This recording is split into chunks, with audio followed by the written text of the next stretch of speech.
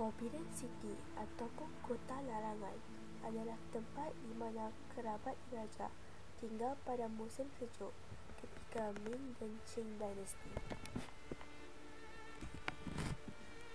Kota larangan ini juga dikenali dengan beberapa nama yang lain,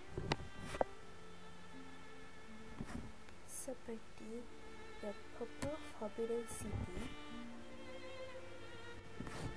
dan Gugong Museum.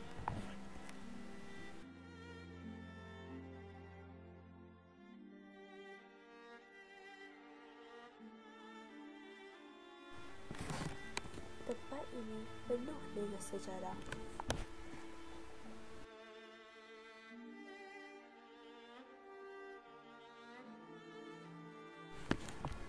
Walaupun kota larangan mempunyai pemandangan indah, tetapi di sebalik keindahan ini tersembunyi kisah-kisah silam yang gelap.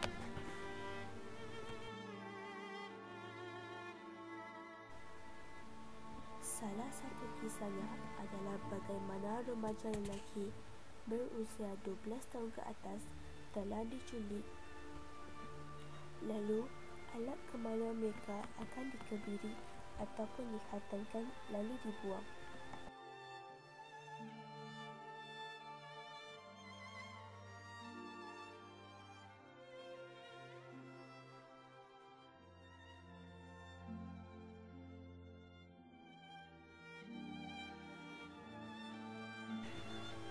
Ini sering terjadi kepada remaja lelaki yang dilahirkan di dalam keluarga yang miskin ataupun yang tidak berada.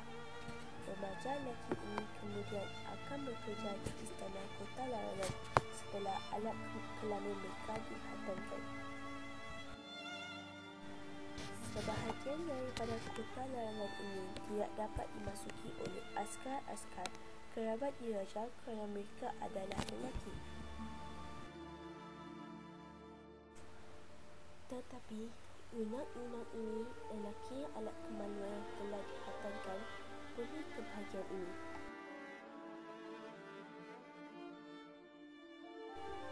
Bahagian ini didiami oleh perempuan-perempuan simpanan Maharaja Cina pada masa lalu.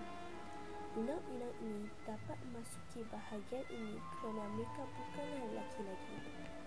Ini kerana Maharaja Cina ingin melindungi perempuan-perempuannya daripada dianiayai oleh lelaki-lelaki lain. Ada sebuah cerita yang berkaitan dengan ini.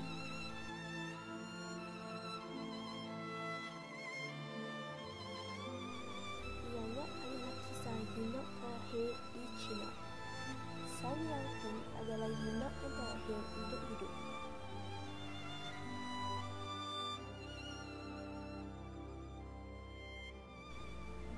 Beliau masih lagi mengingati hari di mana alat kelaminan telah dipotong oleh ayahnya lalu dibuang.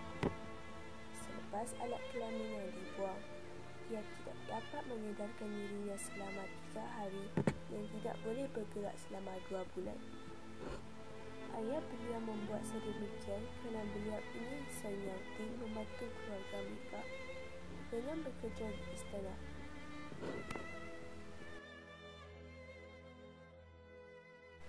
Kerana pekerjaan di dalam istana akan memberinya gaji yang besar. Untuk mendapat pekerjaan yang mempunyai gaji yang besar di istana kota larangan, kerja yang diberi ialah untuk mengabdikan diri kepada Maharani Cina ataupun perempuan-perempuan simpanan Maharaja Cina. Pekerjaan ini hanya diberi kepada perempuan-perempuan ataupun yunak-yunak. Itulah sebab ayah San Yao-ting untuk melindunginya. Tetapi perbuatan ayahnya dikesali tidak lama selepas itu. Beberapa minggu selepas alat kelaminnya dibuang, Maharaja Cina telah menyerahkan takhtanya kerana kerajaannya telah jatuh di tangan yang salah.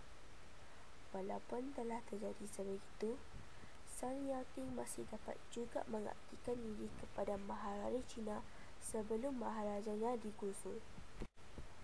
Pada waktu inilah kebanyakan yunak melarikan diri, termasuk San Yao-ting.